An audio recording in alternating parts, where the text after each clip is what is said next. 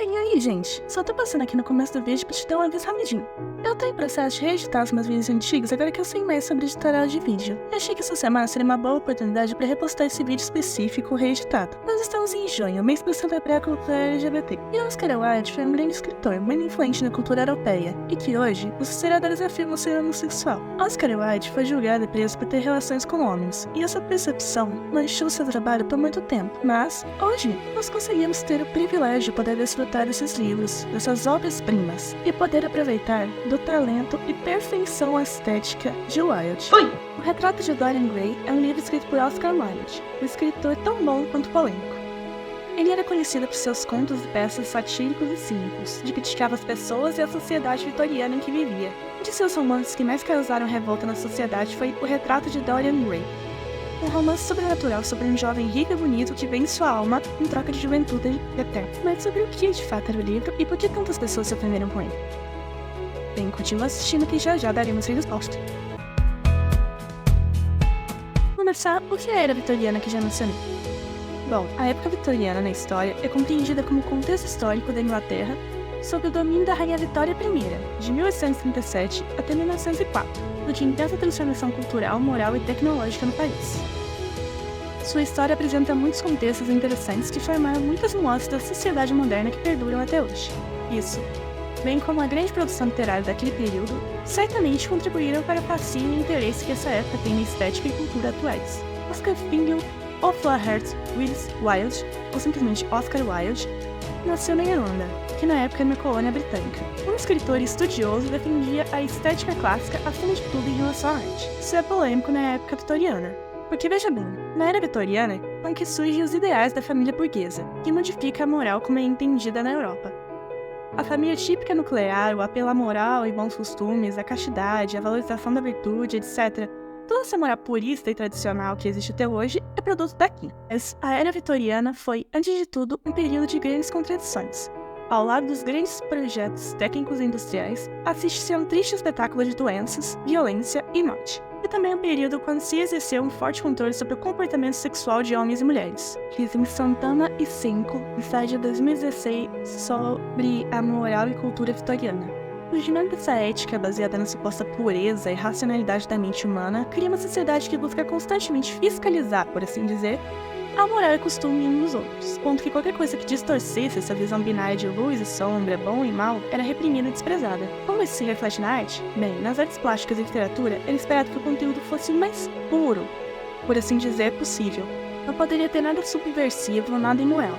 Tudo deveria ser seguro e educativo, sem se desviar das normas da época. E Oscar Wilde odiava isso. Ele acreditava que a beleza era o que levava a arte às histórias, e que a beleza, por definição, deveria ser inútil, ou seja, não deveria ter nenhum valor educativo ou crítico, mas baseado em estética. O artista é o criador de coisas belas. Wilde disse no prefácio do livro. A arte deveria ser bela, mas não para entreter ou educar, mas ao contrário, acomodar. A arte deveria ser superior a todas as noções comuns humanas, incluindo a moralidade. Quando o livro O Retrato de Dorian Gray foi lançado, ele foi criticado como imoral, ao que Wilde respondeu: não há coisa como um livro moral ou imoral. Livros são bem escritos ou mal escritos. Isso é tudo. Ironicamente, esse livro foi criticado pela sociedade como imoral, mas mesmo assim ele fala sobre como a sociedade não se importa com a verdade, apenas sobre a aparência de uma pessoa, e chama isso de moralidade. O livro conta a história de Dorian Gray, um jovem herdeiro muito bonito e rico.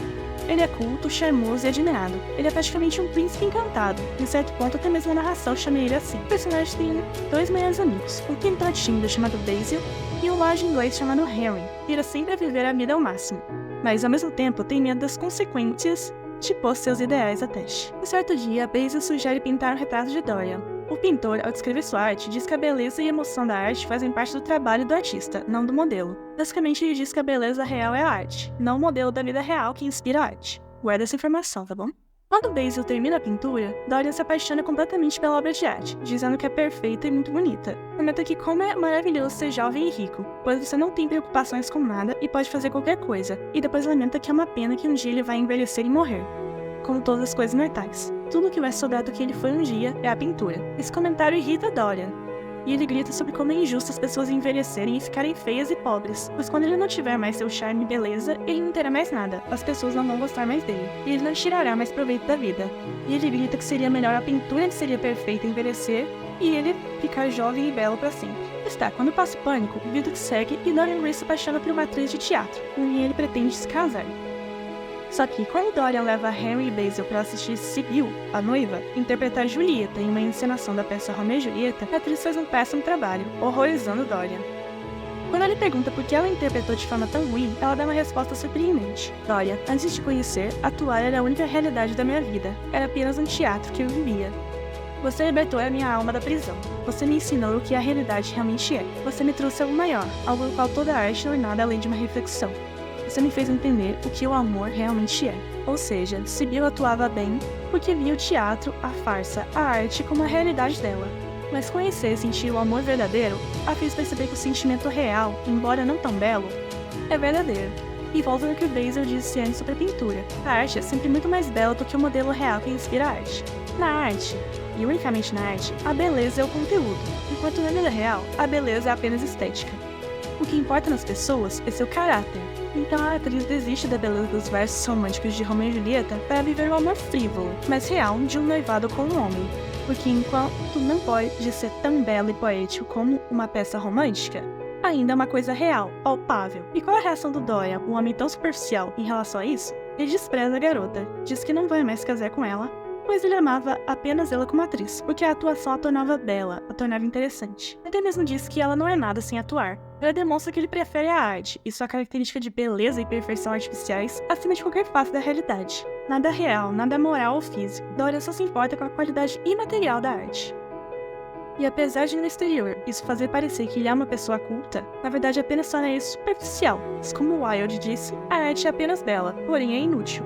Dorian preferir a beleza sobre a realidade demonstra que ele não se importa com quem as pessoas nem a sociedade são no interior, mas apenas com o prazer imediato e curto. E Bill, depois da rejeição, fica tão arrasada que ela se mata.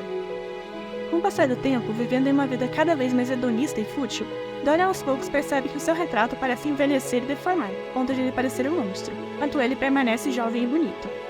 Dorian esquece sobre Sibyl e começa a sair com outras mulheres depois que Henry garante que não foi culpa dele e ela ter morrido. Apesar de achar a situação do retrato estranha, Dorian aproveita a chance de ficar jovem para sempre. Sim, ele continua levando a vida na brincadeira, gastando dinheiro com mulheres, arte e festas. Coisas fúteis e superficiais, que parecem por fora que ele está curtindo a vida, mas seus amigos próximos como o Basil conseguem perceber que ele realmente está se afundando. Essa vida hedonista e fútil parece divertida, mas no fundo revela apenas um homem que não tem nada sólido para viver.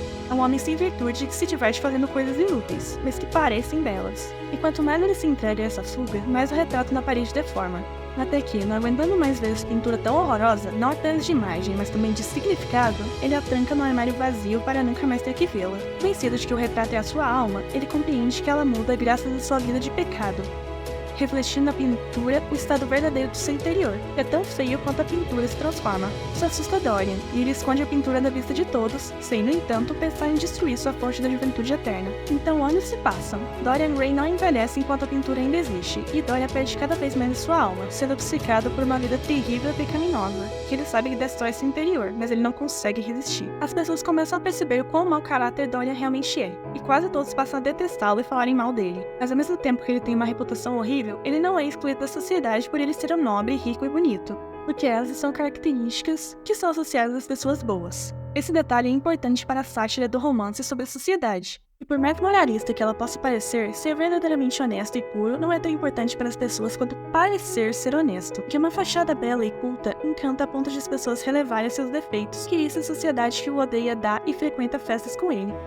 E Dorian sabe disso, por isso ele nunca se preocupa se alguém vai exilá-lo, por mais que o julguem. Esse é o ciclo eterno que ele e a elite ao redor dele movem o tempo todo. Ele decai cada vez mais, as pessoas o julgam e odeiam, ele some por alguns dias e volta tão radiante e belo quanto sempre foi. Finalmente, um dia alguém descobre sobre a pintura. Basil, o próprio homem que o pintou. Ele implora a Dorian que ele se endireite e se torne uma pessoa correta como ele sabe que ele pode ser.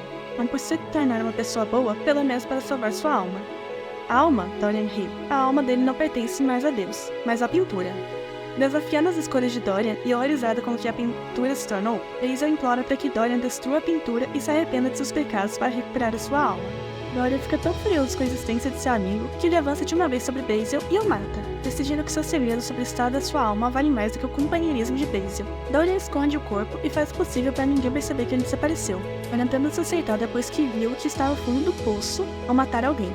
mas a pintura ainda permanece feia e monstruosa. 6 meses depois que Basil desapareceu, Lord Henry visita Dorian e observa que ele parece muito envelhecer. Ele responde que a culpa de toda sua vida amaldiçoada foi de Henry. Henry aspirava uma vida de emoção e aventura, mas por ter medo da reputação que teria, Henry escolheu inspirar Dorian a viver dessa forma. Então todas as vezes que ele influenciou Dorian a fazer o que ele queria que fizesse, como comentou sobre a pintura, ou dizer que não foi sua culpa a morte de Sibyl, ele escolheu inspirar Dorian para que ele decaísse, que assim Henry poderia viver a vida que queria através de outra pessoa, sem precisar encarar a reputação horrível que Dorian desenvolve. Assim que Dorian acaba de discutir com Henry, ele corre para o quarto onde ele guardou a pintura. Desesperado, ele precisa descobrir que se tornou uma pessoa virtuosa e boa de novo, convencido de que assim a pintura voltará ao normal. Sua alma estará salva. Mas, não importa o que ele faça, a pintura continua envelhecendo, se tornando monstruosa e até mesmo parece começar a sangrar, como se estivesse doente. Dorian sente raiva e sente que esta é uma condenação injusta. Nesse ponto, Dorian demonstra que ainda não sente remorso nem culpa, mas está desesperado para não ser condenado ao inferno e recuperar sua alma. Ele não liga de ter matado Sibyl ou Basil, apenas quer saber que ainda há tempo para salvar. Furioso com a ousadia do retrato de o julgar, Dorian esfaqueia a pintura de cima a baixo. E assim que termina, o quadro volta a como era originalmente, belo e perfeito, enquanto Dorian envelhece rapidamente e definha de uma vez até morrer no seu porão. Esse livro foi bombardeado pela crítica, que o julgou antiético, corruptor e vulgar. Elliot responde que o livro não deve ser ético, mas que deve ser prazeroso e interessante, e que apesar de tudo, o retrato de Dorian Gray ensina de fato uma moral, que não deve ser tão lascivo e hedonista como foi Dorian Gray. Mas mesmo que não tivesse uma moral, não faz diferença, porque uma história é feita para ser bela e emocionante. E por fim diz que, apesar de defender para sempre seu romance, ele o fez apenas por seu próprio prazer, e não se importa com qualquer reclamações ou críticas que ele receba. Era realmente uma pessoa convencida, não é? De qualquer forma, pouco depois, Oscar Wilde foi para julgamento acusado de sodomia. Foi condenado e passou muito tempo na cadeia. Mas apesar de ser vítima da moral de seu tempo, Oscar Wilde continua sendo um dos escritores mais famosos do Reino Unido e o retrato de Dorian Gray é sua obra mais famosa e continua sendo influente até hoje. E como ao contrário de Dorian Gray, eu sei que você é uma pessoa inteligente, eu sei que você vai fazer a coisa certa e dar like no meu vídeo, inscrever e comentar aqui embaixo. Nossos vídeos toda semana comentando e analisando produtos culturais do Brasil e do mundo. Até semana que vem e tchau!